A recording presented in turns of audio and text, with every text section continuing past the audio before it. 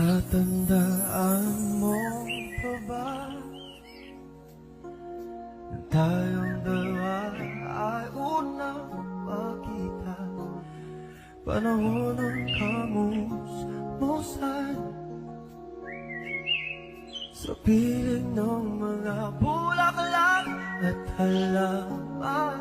Doon tayo nagsimula mangarap at tumula.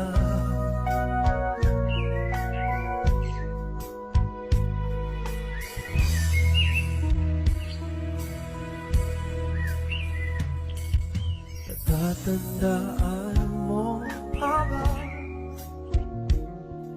inugit kong puso sa puno mangga at ang inalay kong umame?